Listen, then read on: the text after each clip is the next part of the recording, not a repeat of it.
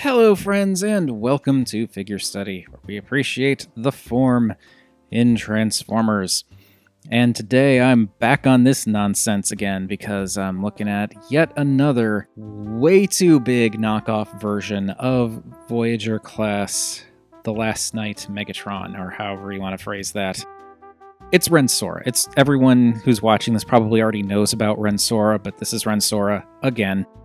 This time, however, it is the WeiJiang Robot Force MW002T, for some reason, damaged version. As I said, we are back on this nonsense again. And this guy is very large, so we're just going to get the size comparisons out of the way real quick. Here he is, absolutely dwarfing Studio Series Starscream, as well as a Power of the Primes Deluxe in the back there. Because, just in case you aren't familiar with Ren Sora is really freaking big. And also just because here he is with Black Mamba's oversized Nitro Zeus, Ares Nitrogen. I still hate that name. And yeah, you can see he's kind of in that ballpark. Though this guy's got more die-cast in him, I'll give him that. Right, so Ren Sora. This guy is, for the most part, the same figure as the other versions of Ren Sora, which is the one that was like the gray chest and gray sword and red chest and red sword. They're all overblown versions of the Voyager version of Megatron from the last night, and they're overall great. There were some issues with the earlier Ren Sora figures, though, that fortunately this guy does not have, which we'll cover more in robot mode, but just from the jet mode, there's not a whole lot different here. It still has the sword that can store on the back and blends in pretty well, all things considered, but for the rest of this portion, we'll just put this off to the side. As with the original Voyager figure and the blown-up Ren Sora figures from before, it's a cool-looking Cybertronian-ish vehicle thing that for some reason has boosters on the front. That could be a weapon type thing, I don't know, but yeah. So one thing that this version comes with that all the other versions did not is flame effects parts that I actually currently have in storage because, spoilers I guess, they don't have any real purpose in robot mode, but they're just flame effects that don't look too bad, and they plug into the slots on the back here to kind of make it look like the jet's like, you know, whooshing, which is fine. The problem that I have with them is they don't really peg in anywhere else. Like, I tried getting them to peg into the fusion cannon in robot mode, and it just wouldn't work. It kind of felt a little bit like I was pushing things past their tolerances, so I leave those in storage because they're just, this thing's huge enough as it is, and if I added those flame parts, it'd be like maybe this much extra length on the thing, and it's absurd enough as it is. But anyway, as I said, Ren Sora, and by extension the Voyager version of The Last Night Megatron, is this cool-looking, almost bird-like in a way, just the way that this kind of slopes in. Could almost look like some kind of angry beak with like the eyes up there. Jet, spaceship thing. And aside from the accessories, the main thing that sets the battle-damaged version apart from the rest is that it's actually got this really nice paint wash over it. I think it's like a dry brushing or something like that, and it's called battle damage, but I don't really consider it that. Like, yeah, I guess you could say this looks a little scratched up, but for me, this paint scheme seems more like weathering than actual battle damage. And I prefer this. I think this looks fantastic. Like, the finish on this is great. All the same molded details are in there and also great. And the underside is the same. Everything's the same, with the exception of the head. Unfortunately, this can't really turn. I'll get to it more in robot mode, but it doesn't turn enough to rotate all the way around and hide a little bit better in jet mode, so Megatron's just looking down. But, you know, get to that more in robot mode. But yeah, I don't really agree with them calling this battle damage. It really just looks more like a natural metal weathering than anything else, and I really actually like that a lot. I've seen comments, I think it was on the video I did of this guy when I first got my hands on him, actually, that were saying that the paint scheme makes him look dusty. And I don't necessarily agree with that. I mean, it could be that it comes off that way on camera, but in hand, it makes this look like it's made out of metal. It's really cool. Granted, it's made out of mostly plastic, but just color-wise and paint scheme-wise, it actually is done really, really well. And I mean, I get the trepidation when it comes to these battle damage paint schemes because, you know, the battle damage version of their commander, their oversized, upgraded version of Evasion Mode Optimus Prime, that looks like it's just sort of dirty and dusty. But this makes the battle damage version of Commander look like some kind of amateurish kindergarten art project by comparison. The finish on this is fantastic, and the paint actually seems to be like, I don't know if it's baked in or if it's part of the plastic or whatever, but whatever they did to the finish on this thing, I haven't noticed anything flaking off or coming off in my hands or scratching off or anything. It's really, really well done. So yeah, paint scheme-wise, this thing is fantastic, and I love it purely for that. But then there's the robot mode.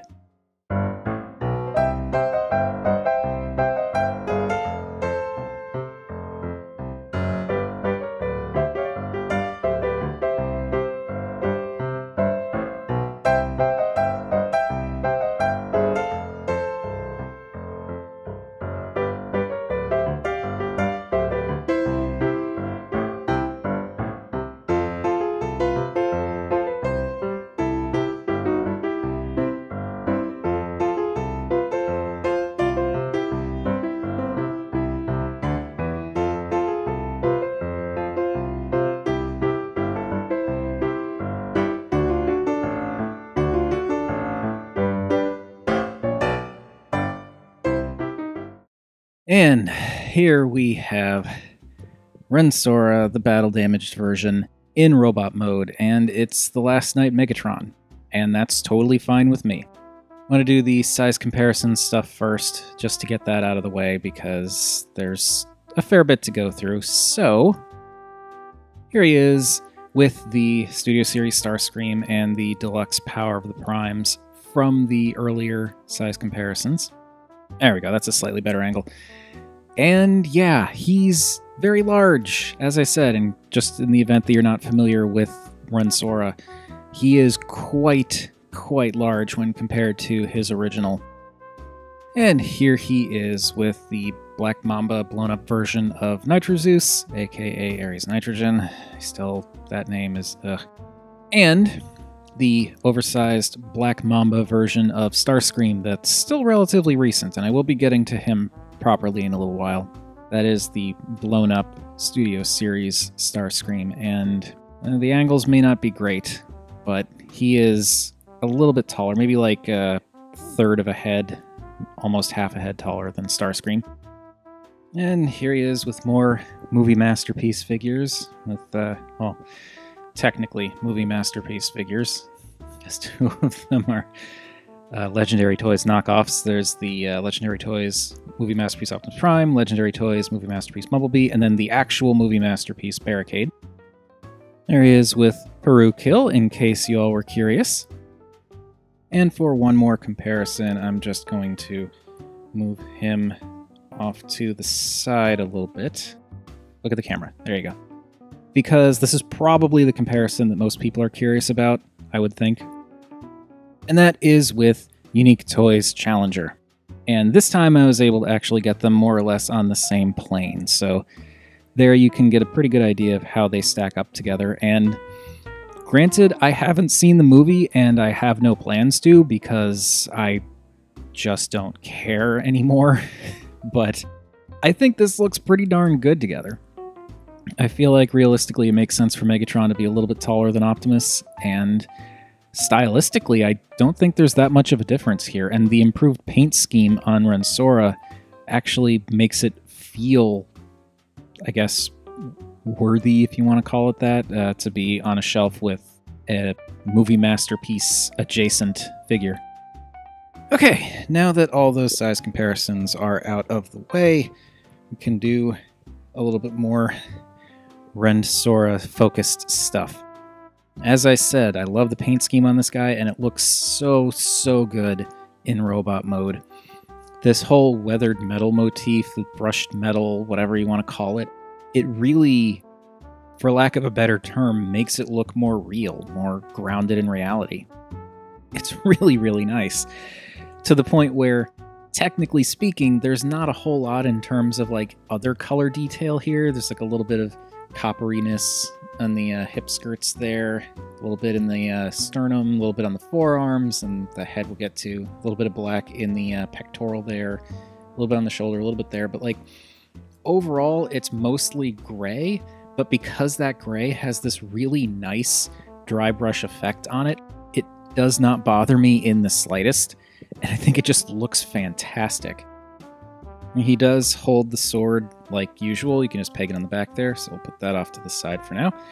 And as I went over in the initial video when I got my hands on this guy, he actually does come with the filler pieces that that were available for the other versions of Ren Sora that you had to buy separately. Well, you didn't technically have to buy them. You could get them for free, but you still had to pay for shipping unless the order was over a certain amount, I think. But this guy comes with them pre-installed. They're not even in the box for you to place. They're already installed. They're already painted to match the paint scheme, and it's really, really nice. You've got the two back fillers here, the two little pieces here. That one kind of seems like it's coming out, but that's fine. It wouldn't take too much to push it back in.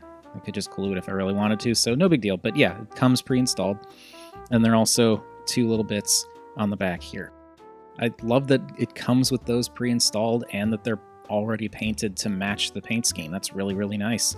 And they don't affect transformation at all. I know someone was asking that in the other video. These pieces purely are there just to fill in gaps. They have no effect on the transformation whatsoever. You don't have to take them out to change anything back and forth. They all just stay in place and everything is cool. Now, in terms of the detailing, it's all the same detailing that was in the original Ren Sora as well as the original Last Night Megatron. The feet are most definitely metal, but I think these and like these bits of the wing, I think maybe just the tips are metal. Everything else I think is plastic, but these are definitely metal. And brushed and painted to match pretty darn well with everything else. You can see lots of really nice molded detail throughout. On the skirts there. I also like how even like the covered bits have some nice detail in there. And you can see some of the paint that I was talking about, the coppery color there. He also has the covers that partially cover up the gaps in the forearms, which the original Ren Soras did have as well. Not the Last Night Megatron, but yeah, those are there, so that's always nice. And you've got the fusion cannon, detail in the shoulders, the chest, but again, it's this brushed metal that I just love that look. It's so nice. And one other thing to talk about before we get to that head is the hands, which are actually articulated. You've got the pin through the three fingers on the outside, and then the index finger can kind of point or curl. The thumb has this weird kind of hook on it, which I think is to help with holding the sword, maybe? Because the sword has like the kind of, I don't know, like maybe it's meant to wedge in those notches or something, but this thumb thing is kind of, it kind of gets in the way, but it's not that difficult to work around. I'll put you down. You just kind of have to wedge it in. It doesn't slide in like it used to very well, but it clips in, and you know, he holds it well enough, and also wrist swivels. So yay, wrist swivels. Now let's talk about that head. The head for this version of Ren Sora is actually the upgraded head that is, as far as I know right now, it's still available to pre-order for the earlier versions of Ren Sora, but I don't think it's actually out yet. At this point, it's kind of, you know, typical of the original look. The mouth details, I feel, are a little bit mushy. They just don't seem quite as refined as they were with the default head, and these bits kind of flare out a bit too much. But that's all to facilitate the transformation of the head, which there's hard to see, but there's a little switch right here that you pull up. And when you pull it up, there you go. That switches to his battle mask, and then you push it back down, and it flips back out. And the mechanism, it's a little bit weird. Like, if I don't use it for too long, it's a little bit sticky at first, but then it smooths right out. So, I don't know. I love that he's got the battle mask mode. I'm a little bit, I don't know. When he's got the battle mask on, it kind of makes his head look a little bit tiny. And then when it's open, it looks fine, but his mouth is a little bit eh.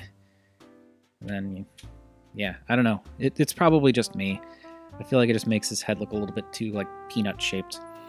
I still like it, though. I think it looks great. I love the way that the horns kind of push up and over this mouth plate.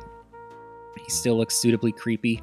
I know some people are put off by the red painted bits on the head there that were originally light piping. I don't care. I'm fine with it. The thing that bugs me about the head is the fact that, and I don't think they needed to do this. Like, I understand that there's a mechanism in there that, you know, you've got to have room for and all that, but I feel like they could have shaped things a little bit differently, because if you look at the neck like this, it kind of pushes forward a little bit. Like he's kind of bobbing his head forward, and that looks a little weird, but also because of this extra bit on the neck there, he can't turn his head around. Like it stops there, and I don't want to force it because then I'd break something. I mean, the head still turns, which is great, but the problem is because there's that extra, whatever you want to call it, mass around the throat area, which I really don't see a reason for, because even when you transform it back, like that extra plastic just doesn't need to be there. There's no reason for it. But because of that extra plastic around the base, he can't spin his head around all the way. It's enough to look, it's enough for articulation, you know, for posing and stuff like that, but when it comes to transformation, you can't flip his head all the way around to make his face hide in vehicle mode, and that's kind of a bummer, truth be told. I mean, all things considered, that is hardly a deal breaker. This figure is amazing without that, but I do not understand why they did that. So even looking at it right now, it just seems like unnecessary plastic sticking off of his throat. I just wish that they had found a way around that. Maybe either carve out the collar a little bit, give it a little more room to spin, or just reduce the amount of plastic on the front of the neck. I don't know. But it is what it is. And really, while I can complain, and already have complained about that neck articulation, I've got no other complaints about this guy. He looks fantastic, as I've already said multiple times. That finish on this guy is just wonderful. It really does make it look like he's made out of metal, which he's not, but it makes it look like that. It's just so great. I'm neither here nor there on the articulated hands. I don't necessarily think the finger articulation is necessary, but I don't dislike it. The only thing that really puts me off, even a little bit on the hands, is that weird little hook on the thumb. But other than that, they're fine. They look great. They function just like they did before. You've still got the forearm covers. I love that they included the back fillers. They even improved the ratchet joints, which I covered in that initial video where I was showing off some of the differences with this guy. Like, the ratchet joints in the earlier versions of Ren Sora were solid, but they were a little too solid, had a little bit too much spring to them, and it got to the point where it was like things would sort of lock up after a while for some people because the springs got too tight. And here, it's like the ratchet joints are still there, but they feel softer, and not in a bad way. They feel like it's almost like they either didn't put springs in there or they put in springs that are much more forgiving. It's hard to explain. It just feels better. It kind of feels like there aren't any metal bits in the ratchets, and instead it's like plastic ratchets, which on something this big would, I guess, sound like a bad thing, but I don't know. For me, I feel like it works really, really well. The ratchet joints are nice and solid. They get the job done. They, you know, I'm not worried about them breaking, but I'm also not worried about them being so tight that they'll break in a completely different way in the future. So yeah, this version of Ren Sora, in my mind, is the best one. The only issue that I really have with it that I consider something to be aware of, really, is just the way the head kind of, with the mask, makes it look a little bit tiny, and that neck just not being able to rotate around fully. So that way you can't not hide, like you can't hide the robot face in vehicle mode, which is a shame. I can't get too bothered by it. And when you fold up the battle mask, it does hide the face a little bit better. And you still have the angry eyes showing, but if you don't know what to look for, you may not necessarily notice. But that's enough about what I think. What do you all think of this? Do any of you out there already have Ren Sora, and might you be in the market for a new one? Because, I mean, the only reason I got this guy is because I don't have the other Ren Sora anymore. If I had that one, I probably would have passed on this, and I probably would have regretted it. So, yeah, I think it worked out.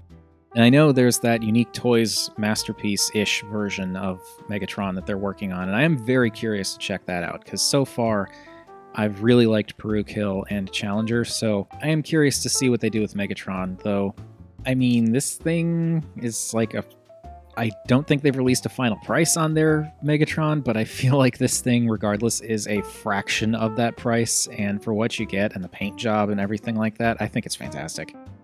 But whatever your thoughts, feel free to chime in down below. I always enjoy hearing from you all, and while you're at it also, feel free to like or subscribe. Any of those things would make me a happy Rob, and remember, art is more than meets the eye.